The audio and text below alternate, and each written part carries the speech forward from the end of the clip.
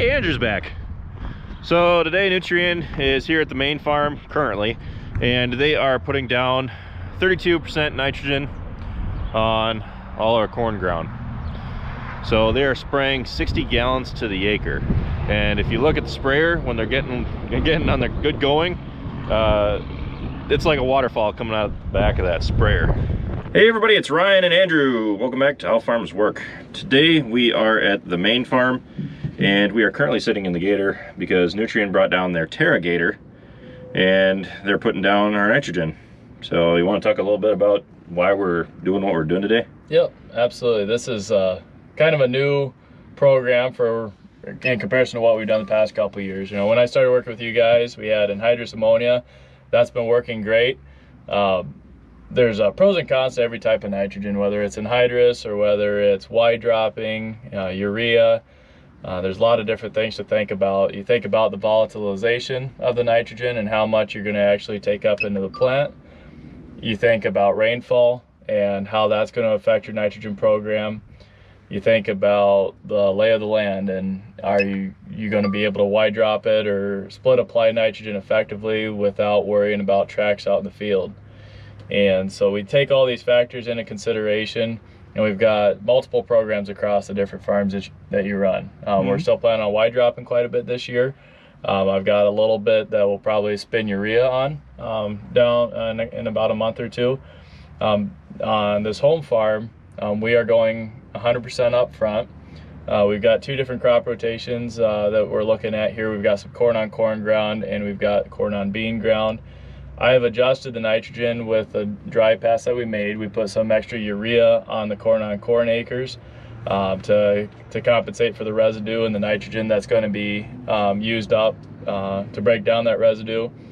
But we are going at about the equivalent of 45 gallons of 32% with a little bit of ammonium thiosulfate. And I've got instinct nitrogen stabilizer in the mix. And then of course the herbicide that you're using. So we're going to one pass these fields. We got a lot of contours here, a lot of strips. Big patch over here is not so much, but we still got some slope to it.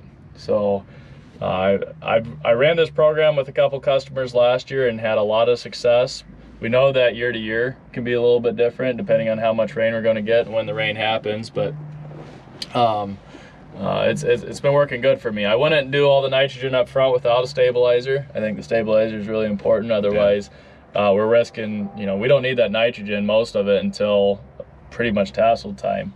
So putting it all down up front without a stabilizer would be pretty risky in my book, but we'll keep an eye on it. If we have to come back with a little bit later in the year, we don't want that added expense, but that's always an option.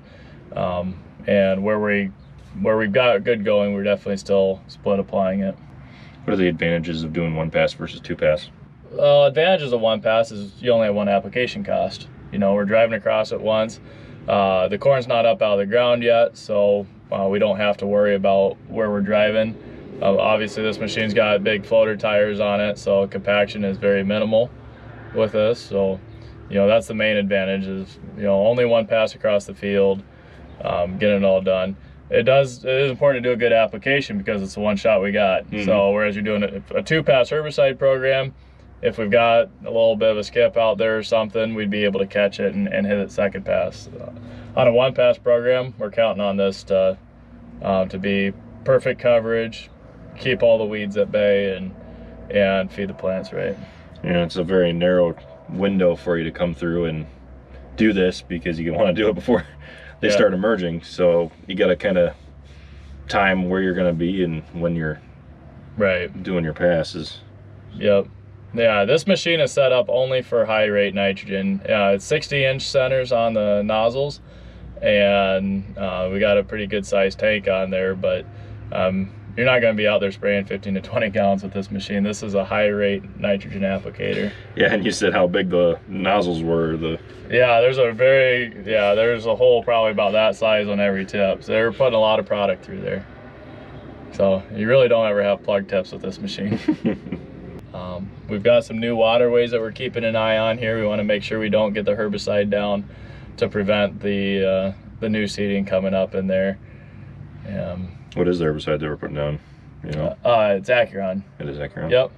Yep, we're going a full rate, 3 quarts of Acuron to the acre here, and I spiked it with another pint of atrazine, so you're getting a full pound of atrazine on every acre to help with primarily with giant ragweeds. Okay.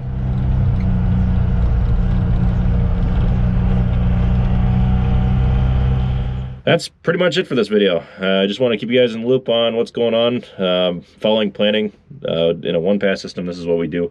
In a 2-pass system, when are we going to be coming through with the sprayer? Yep, so we'll be coming through typically when that corn's about 30 inches tall with our second pass of herbicide. Yep. And then if we're doing a second pass of nitrogen, I try to delay that as long as we can. I try to have enough up front, which on a 2-pass we're running about 60 pounds up front of nitrogen, and we'll come back with the remainder either about waist high corn if we're running the urea through the spinner spreader, okay, or we'll wait till about V10 if we're running the wide drops.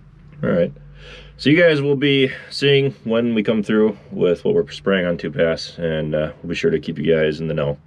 So anyway, that's pretty much it for this video. Thanks for watching. Be sure to check out all of our other videos. Be sure to like, comment, and subscribe. And be sure to follow us on Facebook, Instagram, Twitter, and Snapchat. All how farms work. And with that, we'll see you next time.